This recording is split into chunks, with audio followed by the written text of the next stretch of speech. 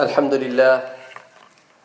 لله نستعينه ونستغفره ونؤمن به ونتوكل عليه ونعوذ بالله من شرور أنفسنا ومن سيئات أعمالنا فمن يهده الله فلا مضل له ومن يضلل فلا هادي له وأشهد أن لا إله إلا الله وأشهد أن محمدا عبده ورسوله أرسله بالحق بشيرا ونذيرا اللهم صل على سيدنا وحبيبنا وشفيعنا محمد صلى الله عليه وسلم فقال الله تعالى في القرآن الكريم فأعوذ بالله من الشيطان الرجيم بسم الله الرحمن الرحيم قد أفلح من زكاها وقد خاب من دساها وفي مقام آخر قال الله تعالى قد أفلح من تزكى صدق الله العظيم.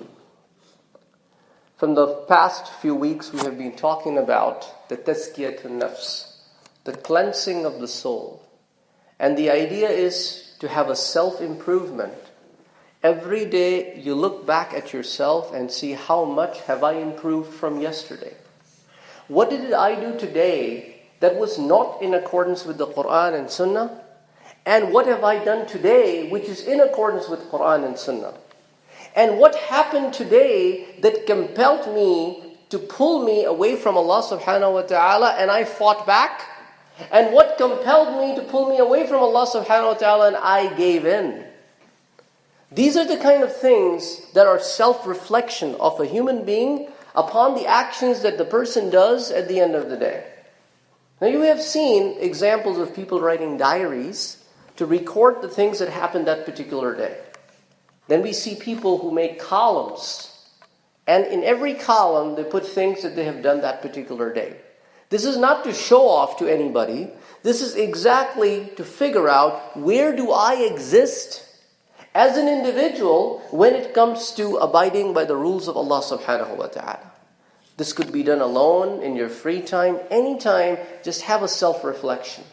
That's very important for a human being. That's why Allah subhanahu wa ta'ala gave us 30 days in Ramadan. And a lot of the time in those 30 days, it's about self-reflection. And how do you self-reflect in Ramadan? You're stopped from doing certain things that you're allowed in the other days to do, which are halal to do. During the daytime, you yet can't do them. Why? So that your focus is diverted towards something more important, something more spiritual. And then there are certain things that you shouldn't be doing anyway during the rest of the year, and now you're stopped as a self-reflection to see, oh my God, I'm so used to doing this, now I can't do this. Don't backbite. Don't lie. Don't do this. Don't get mad. Don't fight. Control yourself. Anger management. Be nice to other people. Go and help out other people. Control yourself. Control your hunger. Control your desires. All of these little things are what? Self-reflection. So upon coming out of the Ramadan, these are the things that we try to continue on. And that self-reflection continues on. That's why the two ayahs that I have recited to you, the first one, قَدْ أَفْلَحَ مَنْ زَكَّاهَا وَقَدْ خَابَ مَنْ دَسَّاهَا. The one who purifies his soul succeeds. And the one who basically fails to do so and corrupts it is the one who doesn't succeed. The other ayah, قَدْ أَفْلَحَ مَنْ تَزَكَّى. He has certainly succeeded who has purified himself. So the success lies where? In the purification of oneself. That is why extremely important that yes, when we stand in prayer in front of Allah subhanahu wa ta'ala, when we give out zakah, when we go and perform hajj, and when we fast in the Ramadan, all of these do involve physical involvement. But deep down there's also an involvement of soul. When things go down at the soul level, then the impact is far outreaching. When you leave the salah, when only your body is involved and your heart is not involved, when you go back into the next salah, there is no feeling involved in it. Between the two salah, there is no attachment involved in it. But when your soul is involved in the salah, in the prayers, now when you're out of the prayer and you're outside doing your daily affairs, now you are extremely cautious all the time. I should not do anything that is against the rules and the laws of Allah subhanahu wa ta'ala. Why? Because in the couple hours I have to go in front of Him again. I have to present my case again. So when I say, اهدنا الصراط المستقيم, Allah subhanahu wa ta'ala, please guide me, what have I done outside of the salah to be guided? How much emotionally I was attached to the words that I was uttering. When I was saying Allahu Akbar, when I was saying Sami Allahu liman hamida, did I really truly believe in those words? When I said Qul hu Allahu ahad, Allah is one and only one God to be worshipped, and He should be the one to be worshipped alone, outside of the salah, did I really believe in that? If I believed in that solely, then why and how I committed those sins that I did without a second thought. Without a second thought. That means my soul is corrupted. That means I have to go back and reflect upon it. Why? Because Allah subhanahu wa ta'ala says, قَدْ أَفْلَحَ. The one who has purified himself has done what? He has succeeded. So I want to be among those who have succeeded. I do not want to be among those who were called out and said, okay, you stand here, I will deal with you later on. The rest of you guys, you go and enter the Jannah. I don't want to be among those people who are called out and put on the side. So that's why Allah subhanahu wa ta'ala says it's extremely important. In the Meccan life, there were two kinds of people. In the Medina life of the Prophet Muhammad, there were three kinds of people. The two kinds of people in the Mecca were, I believe, and the other kind of, I don't believe. In the Medina, the three kinds of people were, I believe, I do not believe, and the third kind is the most dangerous one, I believe, but only through tongue, deep inside I don't believe. These are the kind of people you cannot identify. Because they sit among you, yet they're not among you. They sit among you, yet to cut your roots down. These are the hypocrites, al-munafiqeen. And these are the kind of people who are extremely dangerous. And they're found in all times. Even in these times we find them. They creep in the orders. And they try to corrupt your mind and your soul. So you have to be aware of these people. You have to be aware of them. That they don't ask you questions to get guidance. No, they ask you questions to confuse you. They play with your mind. They ask you very silly questions. Oh, you say, Inna Allah ala kulli shay'in qadir. Allah subhanahu wa ta'ala can do everything, but can Allah lie? They ask you these, a person's like, are you stupid? Why would Allah do something that He says that you shouldn't do? Why would He do Himself? So those kind of silly questions they put in the minds of those people who are still young or who haven't studied much. So that is why Allah subhanahu wa ta'ala wants us to what? Thinking bodies, contemplating bodies, self-reflecting bodies. Allah subhanahu wa ta'ala wants us to get the purification of the soul. That's why Allah subhanahu wa ta'ala says that in the Meccan period, there was a blind man, Abdullah ibn Maktum. Blind man, and he was also a poor person. When Prophet Muhammad sallallahu alayhi wa sallam was used to sit with the rich people of Quraysh, his tribe, the likes of Abu Jahl, the likes of Utbah, Shayba, and Nadr ibn Harith, and many others, they would say, O Prophet, we will listen to you only when these poor, smelly people are not around you. We do not want to be treated the likes of them. And this is the time when Prophet is speaking to them and presenting the religion to them, and this blind man walks in the presence of Prophet Muhammad sallallahu alaihi wasallam. He doesn't know he's blind. He can't see. Who is the Prophet talking to? Who is the Prophet explaining the religion? He comes with a very genuine question. And the Prophet does nothing but what? He doesn't pay attention to him and just show him through his actions, his body language, that come back later on. But he doesn't pay attention to it. He comes back. So Allah subhanahu wa ta'ala records this whole incident in the Quran and says, O Prophet Muhammad sallallahu alayhi wa alihi wa sallam, in your presence a blind man came, and out of your purity of heart, you wanted him to come back later on. But you know what? The people that you were listening to would anyway not believe in you. They were just there to waste your time. Because Allah knows best who believes and who doesn't. They were just there to play with you. It was merely their excuse that they want to talk to you when no poor people are around, because the one who want to believe, they will believe anyhow. Like the likes of Abu Bakr. He was a rich man. He was so a rich man that when he was leaving and migrating to Hudaybiyah, the people who were non-believers stopped him. The leader of the tribe of Ahabish stopped him. And Abu Daghna said, Abu Bakr, you cannot leave. We do not want to lose the people like you, the nice people, the people who are friendly, the people who are helpful. We don't want to lose you. And you are in my jiwar. You are in my protection. Come with me. I will announce this today in Kaaba.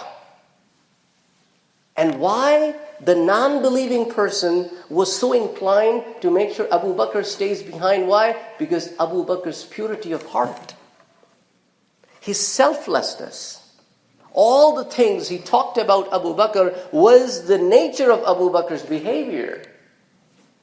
And this is the kind of individuals who will accept either way. It doesn't matter the Prophet is sitting among the poor or smelly people or not. Likes of Uthman, likes of Abdul Rahman ibn Auf, the likes of Zubayr ibn Mut'am, Zubayr ibn Awam, the likes of many other people like them, like Saad ibn Abi Waqqas. These are coming from the good tribes. These are coming from the chiefly families. And they will accept either way. So that's why Allah subhanahu wa ta'ala says that the person who came to you, he was blind and is poor, but he was there to what? He was there to fix himself. وَمَا يُدْرِيكَ لَعَلَّهُ يَزَّكَّى, so that he may be guided and he may purify himself. When Musa alayhi salam was asked to go to Fir'aun, and Musa alayhi salam was given a clear things that Fir'aun, I'm sending you as my messenger. Why? إِنَّهُ طَغَى, he has crossed all boundaries. He has crossed all boundaries and he's extreme transgressor. And I want you to go and talk to him. إِنَّهُ طَغَى. But فَقُلْ هَلْ لَكَ إِلَىٰ أَن تَزَكَّى. Make sure when you take your approach towards communicating with this guy called Fir'aun, maybe he will fix himself and purify his soul. Fix himself and purify his soul. A lot of the actions that he was doing was because of the corruption of his soul.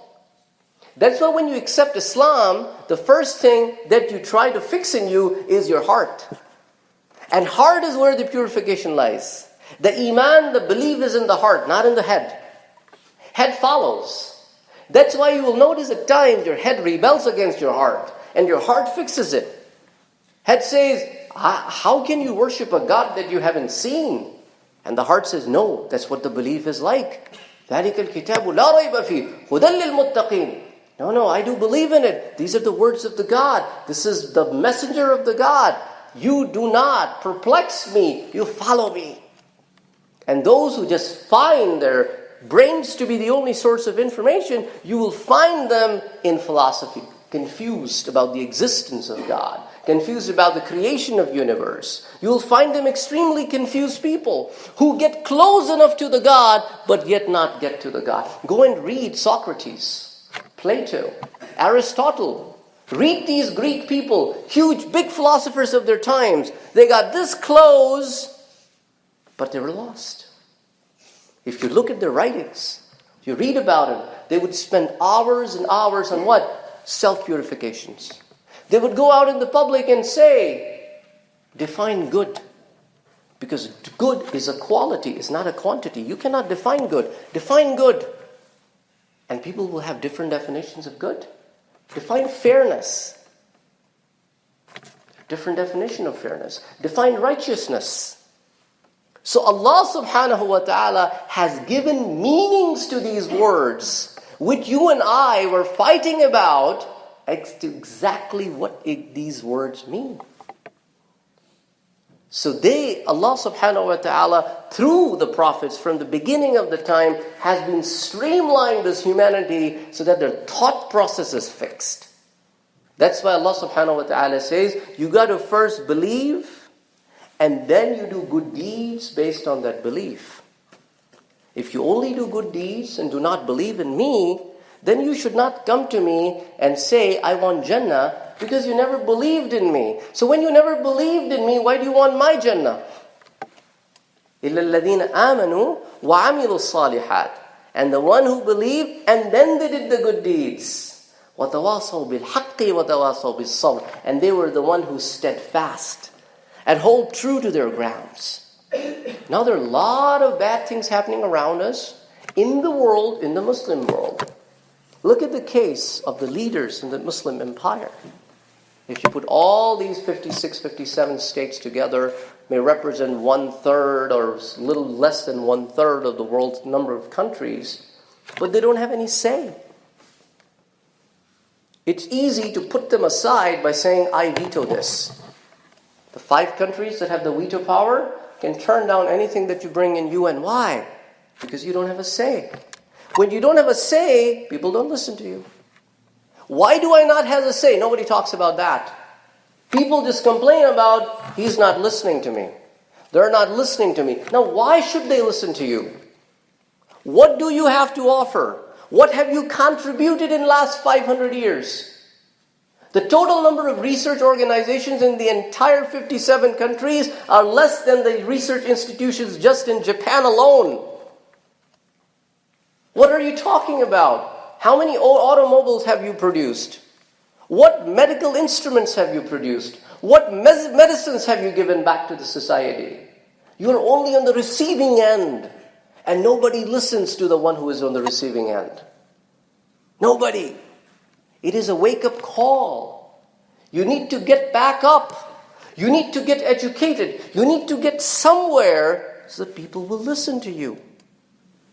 There are people who are in minority in this world, but people listen to them. They probably are not even 1% of the world population. Why do people listen to them? Because they have a say. They have a worth. They hold the economic system. So being big in numbers, we are probably represent the second largest religion in the world. Over 1.5 billion people. They must be a big power. But things have changed. A lot of them are begging for aids to survive. The leaders are not God conscious. They're not God conscious. That is why Tazkiyah is so important. That is why the Tazkiyah, the purity of the heart, is so important. Because if each and every individual in the Ummah works on this, purity of the heart, will going to think 1,000,000 times before doing the corruption. Why is it that the village next to this prime minister or this president doesn't have electricity, but the president's house, the prime minister's house, never goes out of power? This is nonsense. These are the kind of things that this ummah needs to work on to revive. That there should be justice. And the justice will creep in when we self-reflect. And this will going to be the beginning of the times that when you self-reflect, you ponder, you work on yourself, you improve yourself, and you want to move forward with it. أقول قولي هذا وأستغفر الله لي ولكم ولسائر المسلمين فاستغفروه إنه هو الغفور الرحيم.